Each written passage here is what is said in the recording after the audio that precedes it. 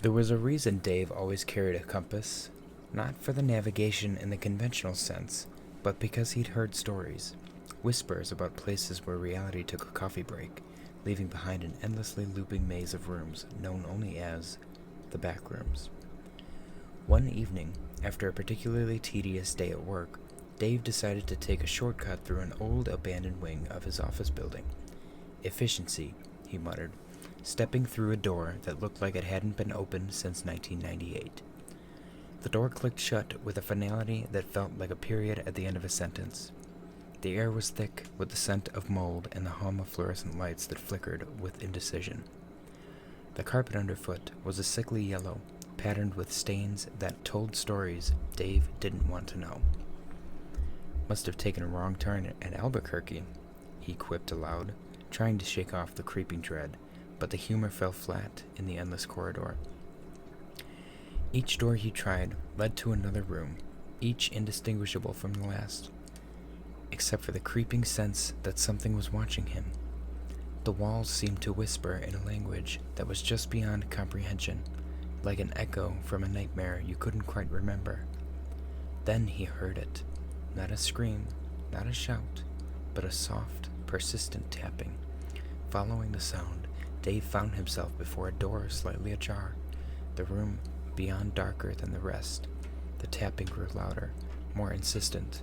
With a deep breath, he pushed the door open. Inside the room was vast, lit by a single dying bulb that swung gently, casting shadows that danced like specters. In the corner, an old typewriter was tapping away by itself, keys moving in a rhythm that spelled out a single word over and over. Leave. Beside the typewriter stood a figure, back turned, wearing clothes that seemed decades out of style. As Dave stepped closer, the figure began to turn, its movements stiff and mechanical. "Hello?"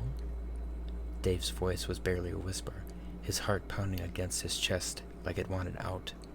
The figure fully faced him, and where there should have been eyes, there were only voids, dark pits that seemed to pull at Dave's sanity. It spoke, its voice a chorus of whispers. "You shouldn't have come here." Before Dave could react, the room began to change.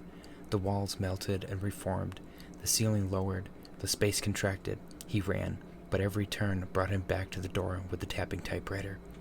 Days, hours, he couldn't tell how long he'd wandered, until he stumbled back through what felt like the original door. He emerged in his office, but the clock hadn't moved. Outside, the world was unchanged, but Dave was different. He knew too much about the thin veneer between reality and whatever those back rooms were.